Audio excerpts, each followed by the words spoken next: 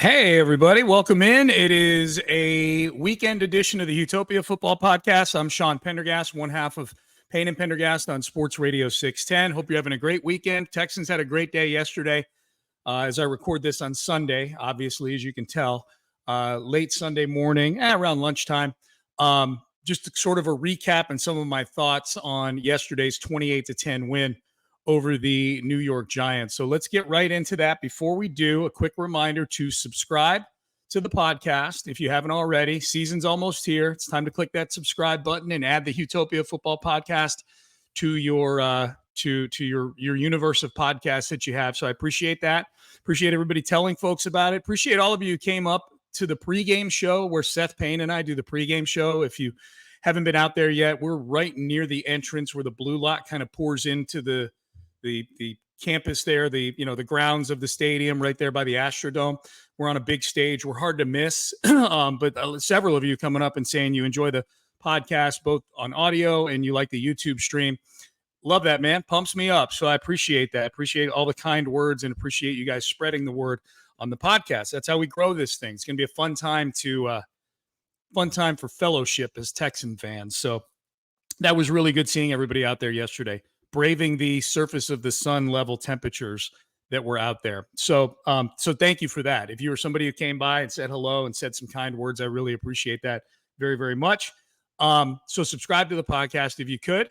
Also, a quick reminder, houmailbag@gmail.com is the email address for the podcast. I do a mailbag every Tuesday, so be sure to get those in. Try to get them in by Monday. Usually by Monday, I kind of have the list of questions all vetted and ready to go. So I would imagine plenty of questions coming off this game against the New York Giants, where other than a flurry of Daniel Jones,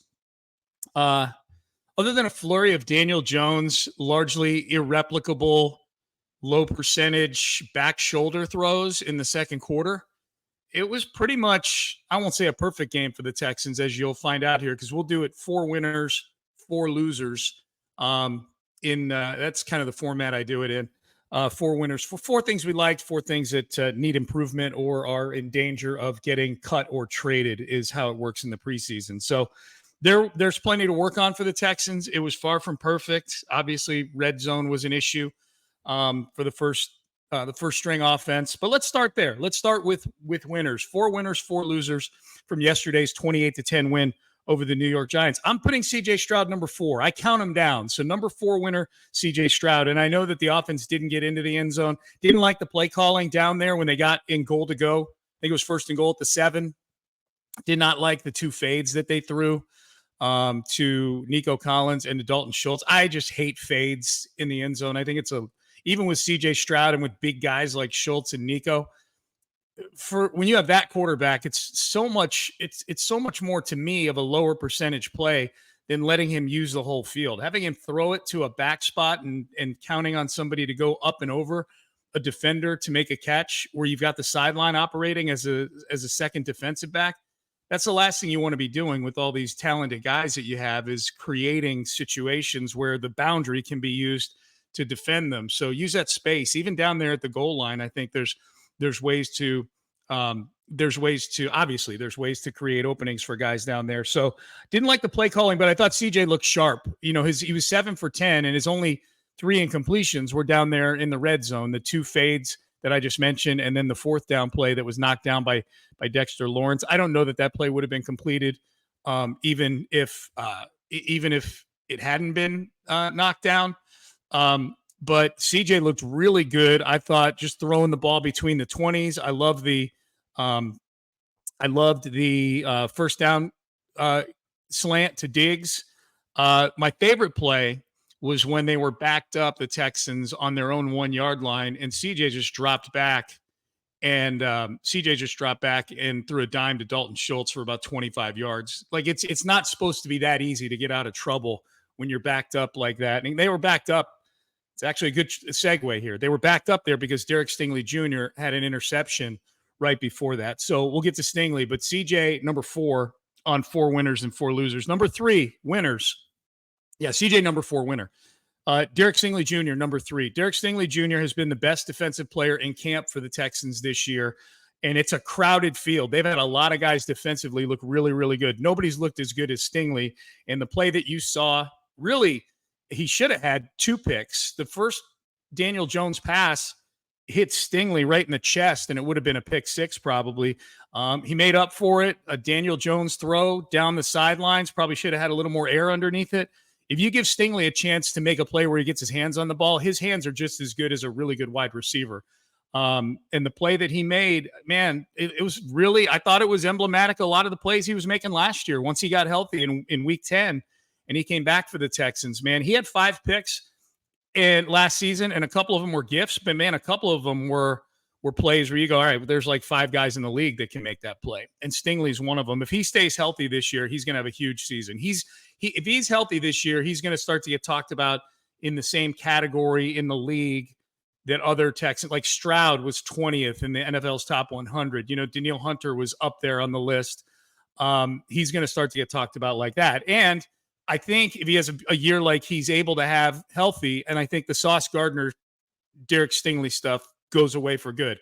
I'm not saying that Stingley is 100% better than Sauce Gardner. I'm also not saying he's not better than Sauce Gardner, but I just think the whole argument as to who got it right, because after 2022, that was a big story. Sauce Gardner's first team All-Pro, Derek Stingley Jr. misses half the year with an injury. And so Nick Caserio is under a lot of heat. I think there is a bit of a redemption going on right now with that pick, but Stingley's got to stay healthy. So, but he looked amazing. That pick was really good. He had another tackle yesterday. Derek Stingley Jr., I declare him ready for week 1 of the regular season, as I declare CJ Stroud ready for week 1 of the regular season. No need to see any more of these guys at all. And maybe even including that Rams practice coming up on Thursday. I honestly, I just bubble wrap these guys and get ready for Indianapolis in week 1. So Stingley, number 3. Number 2, his draft classmate, Jalen Pitre. Stingley's coming into the year with a lot more buzz than Pitre in terms of just, okay, this guy may be the truth. Pitre is a guy who's been able to stay on the field health-wise, and he's put up some numbers, tackling numbers, and in his rookie year, he had some interceptions.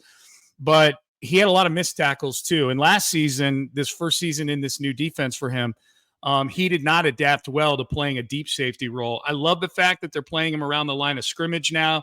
They're playing him in that same role that he really thrived in at Baylor, around the line of scrimmage. He was the Big 12 Defensive Player of the Year, playing kind of a hybrid nickelback, undersized linebacker. And he has a linebacker's mentality too. He likes to throw his body around. But Jalen Pitre, again, like Stingley only had 14 snaps yesterday. He had 3 passes defended. Pitre only had 14 snaps. They were in there together with the first unit, and he had a couple of tackles, including a nice TFL, tackle for loss, and then obviously the pick 6 to get the Texans on the board after they had gone 4 downs. They turned it over on downs down deep in Giants territory, and that, unfortunately for Giant fans, that left Daniel Jones having to make decisions in his own end zone. And you saw how that ended. So Jalen Pitre, just right place, right time. But that's what he was in college. And I think this new role they have for him is going to allow him to be right place, right time a lot. Sometimes when you say right place, right time, it's an indicator that the guy was lucky to be there. Jalen Pitre historically has instincts for that kind of thing. He found himself last year in places where there were plays to be made. He was just over aggressive and missing tackles, and then the confusion on the back end where, guys would be running wide open, and it was because of coverage breakdowns, oftentimes tied to Jalen Pitre. It's been really good to see Pitre operate in this camp this year in this new role, and it gives them some roster flexibility too. It means they don't necessarily have to keep a Desmond King or a Miles Bryant or somebody like that who's maybe more tailored to be a slot corner. If you've got Jalen Pitre playing your slot corner, assuming he can cover, then that almost frees up a roster spot in a way. And they're gonna need that. This is a deep Texans team, and we'll get talking in losers in a second about how deep some of these positions are. But actually, we'll get talking about it right here as we get to the number 1 winner from yesterday, and that would be John Metchie. John Metchie the third, 4 winners. He's number 1 for me because John Metchie was teetering, at least in the eyes of a lot of the media like myself. His career as a Texan, at least, was kind of teetering on the brink over the last couple of weeks. John Metchie will be on a team somewhere in 2024, but the last couple of weeks have been rough for John Metchie, who all the reports on coming into camp where he was looking more explosive. He was feeling the way he was, maybe even better than before he got cancer and had to beat cancer to get back on the field. And those things all checked out in the one-on-one drills and in throughout the beginning of camp. You can definitely tell Metchie looks different physically this year, just in terms of his explosiveness and the physical tools. There's a reason he was picked high in the second round. But for the last couple of weeks, in the 2 preseason games before this Giants game, he had one basically throwaway catch and then a drop in each of those games. And that had been indicative. That was emblematic of what had been happening at practice. The few practices before the Hall of Fame game a couple weeks ago, he had some rough practices. And then reportedly in Ohio, those 3 practices up there, he was having a rough time catching the football up there. Metchie was outstanding yesterday. He was catching everything thrown to him.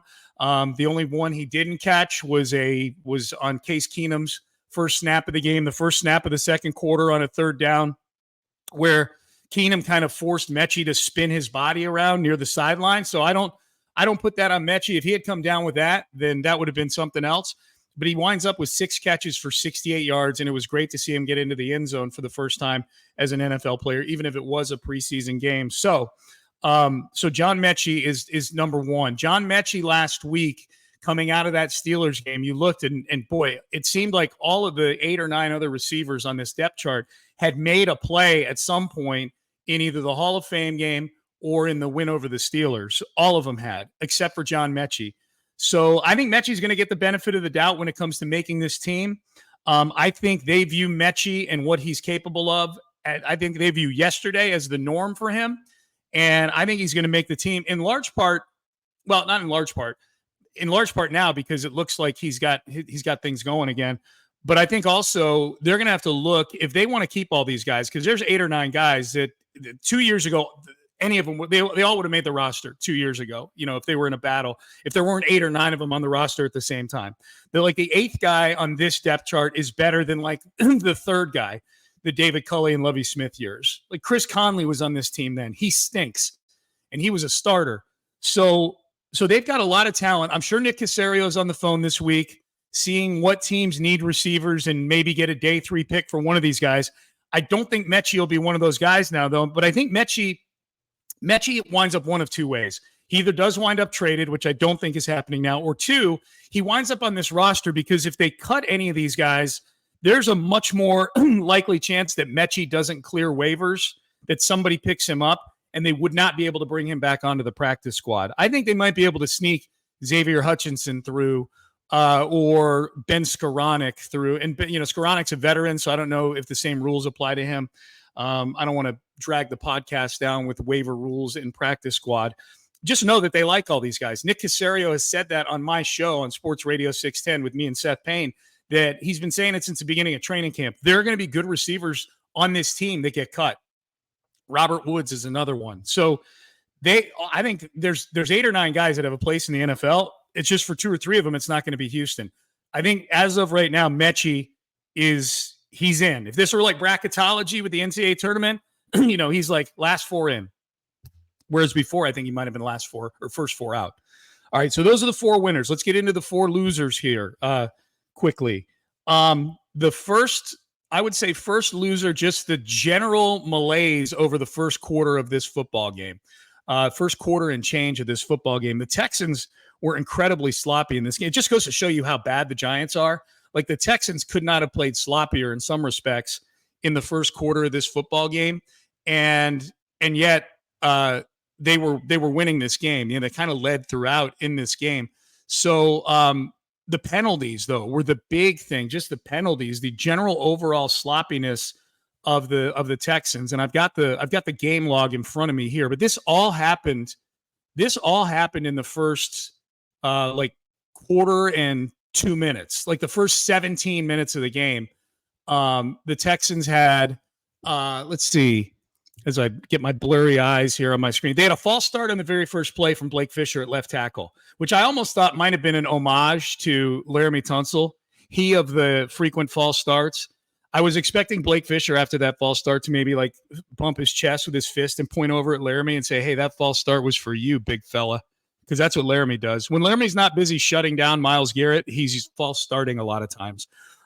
There was a hold on a 3rd and goal play from the 6 by Shaq Mason that didn't get enforced because it was offset by a Giants pass interference penalty because the guy couldn't cover Dalton Schultz in the end zone.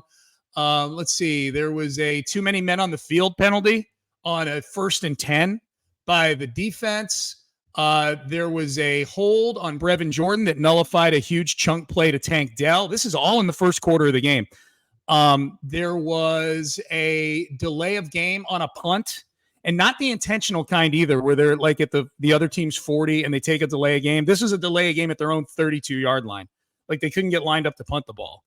And then in the very beginning of the second quarter, Malik Fisher, number 79, lines up in the neutral zone on 3rd and 2 and hands a first down to the New York Giants. So it was a sloppy, ugly first quarter from a penalty standpoint. So DeMeco Ryans will have plenty of film to go over with these guys when he pulls out the laser pointer. I don't know if he's a laser pointer guy or not, but when he pulls out the laser pointer and decides, you know who I'm going to embarrass right now? Blake Fisher. Why are you jumping off sides? Why are you false starting? He's probably more of a positive reinforcement guy than I am. I would be busy embarrassing people and shaming them over it. DeMeco's probably a much more measured teacher when it comes to that stuff, but no shortage of material for DeMeco Ryans and the coaches to go to with the starters, by the way. Like, it's one thing if it's all the third stringers doing it, but there's teachable moments for guys who are going to probably be playing some important downs for this football team. Number 3. So that's number 4, first quarter sloppiness. Number 3, and as long as we're talking about losers, this is a loser in the traditional sense here. Like, Giant fans, man, like Giant fans, I don't mean you're losers like you're a real I don't mean to make this personal. Some of you are losers. Some of you are Yankee fans. I mean, you cross over with Yankee fans. So it is what it is. But I would say, just from a standpoint of Daniel Jones as your quarterback, that sucks for you guys. He's terrible. He looks overwhelmed all the time. I don't mean in the pocket. I mean standing there on the sideline in society. He looks totally overwhelmed. He's got these big bug eyes, and I'm big on does my quarterback have a face where he makes me feel comfortable that good things are going to happen? Daniel Jones makes me feel like I'm going to get hit by a bus, and he's driving it. You know, he's driving the car, and we're going to get hit. We're going to get T-boned. Like, I wouldn't drive anywhere with Daniel Jones. I would feel we would for sure get T-boned. So yeah, he stinks, and he's overpaid. And if you've watched Hard Knocks, it probably doesn't make you feel any better about the guys making the decisions on Daniel Jones and this roster. And Brian Daboll did a great job when he was coach of the year a couple of years ago. He did too good a job. He coached up Daniel Jones to where the only option evidently was to give him $160 million or $80 million guaranteed, however you choose to look at it. He sucks. They suck. Sucks for you guys. Your team is awful. That's number 3. Number 2. And now this is where we start to talk about the 53 coming into focus here, because the 53-man roster is going to get pared down on, I believe, August 27th. So that's the Tuesday after the Rams game next week. And there's going to be players that fall into one of two buckets when it comes to making decisions. They're either underperforming, and we'll get to that in a second, or they've been banged up and you can't get a beat on them, or even worse, you can't trust them to stay healthy. And that's why number 2 on my 4 losers list is Teagan Quitoriano, the tight end, who actually, ironically, scored the first touchdown of the preseason for the Texans in the Hall of Fame game, and who, when he's been on the field, looks like an NFL player. He looks good. The problem is he can't stay on the field. Literally, just moments after scoring that touchdown, he's getting carted off the field. Now, it doesn't look like a season-ending injury or anything. It's a calf injury. It was feared to be something worse than that. The problem for Teagan Quitoriano, again, is the depth of this roster. He's at a position where there's 3 guys that are, barring injury, 3 guys that are going to make this team. Dalton Schultz, Cade Stover, and Brevin Jordan. They're all on this team. And Teagan Quitoriano hasn't been able to get on the field and prove anything. So that's already a position where keeping more than 3 is a coin flip. You know, some teams do keep 4 if they feel it's a deep enough position. The problem for Quitoriano is that this is a team that's debating, I would imagine, whether to keep 7 wide receivers or keep 4 tailbacks, you know, to go along with a fullback. that they're going to keep a fullback on this team. So Texans teams of the past probably could afford to keep 4 tight ends because they're not defensive tackle. That's a position where I would think they normally keep 4, maybe 5 guys.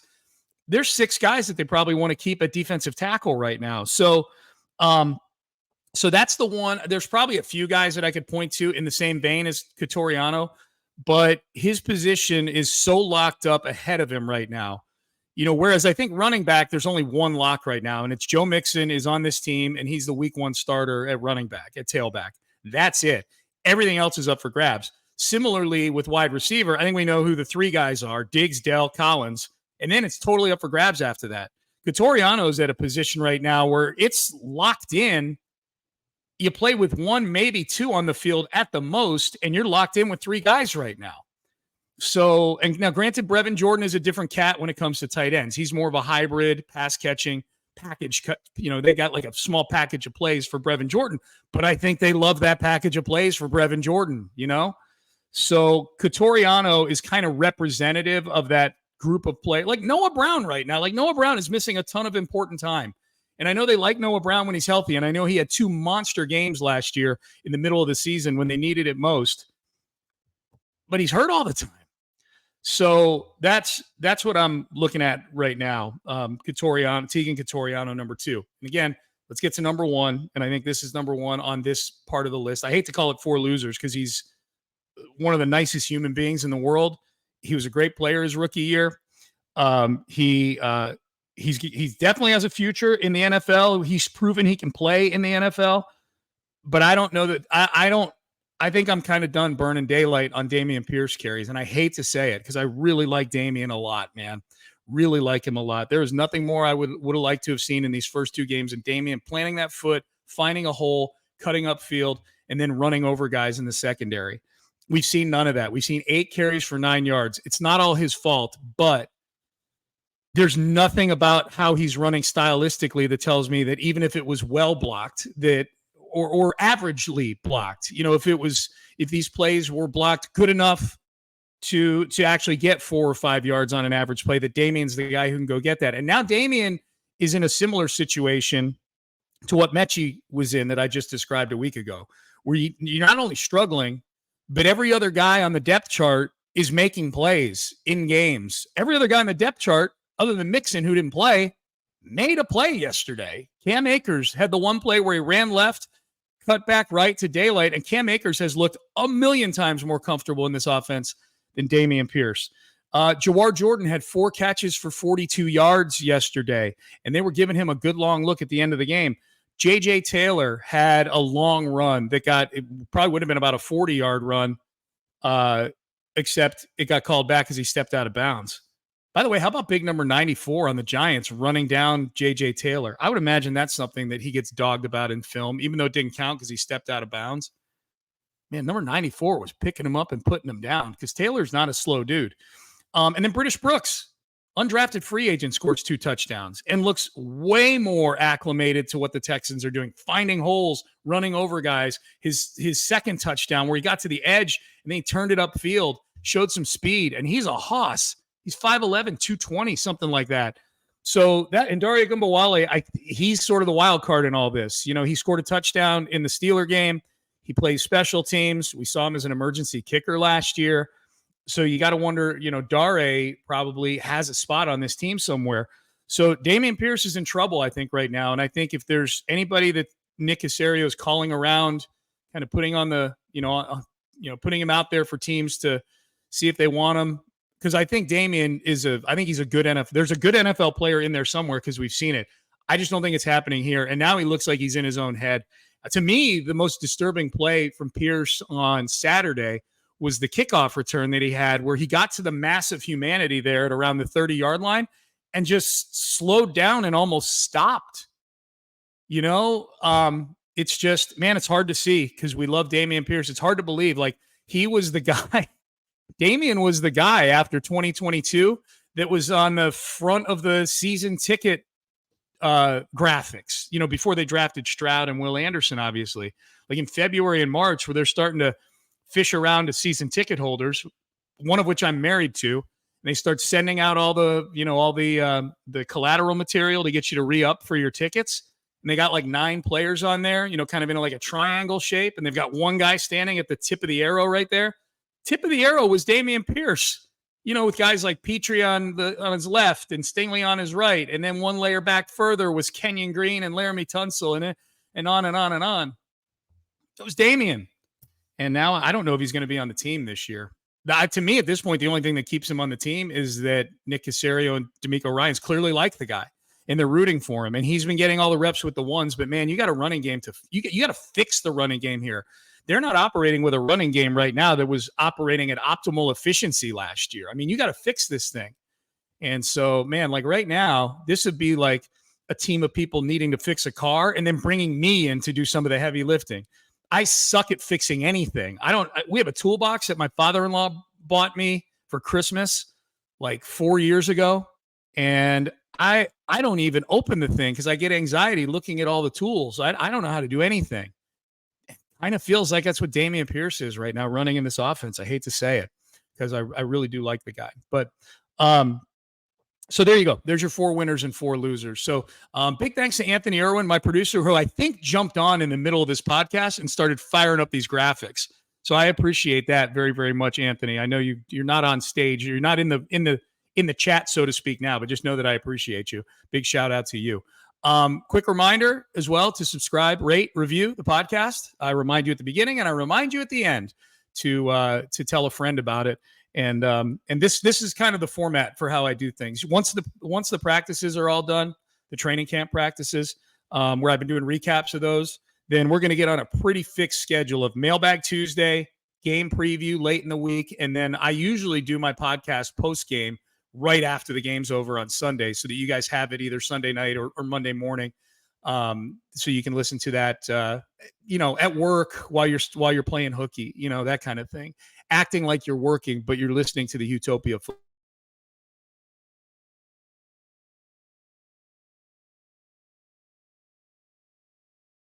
So we'll wrap things up here. Hey, another quick reminder, HOU mailbag at gmail.com. HOU mailbag at gmail.com is where you can send the emails. I am done. I am off to finish up my weekend in style, doing nothing. So we'll see you tomorrow, 6 a.m. Or if you're listening to this on Monday, we'll see you on Monday throughout the day on Sports Radio 610, reacting to the Texans game and all kinds of stuff. Appreciate all of you tuning in. Second. This has been the Utopia Football Podcast. Let's get drunk.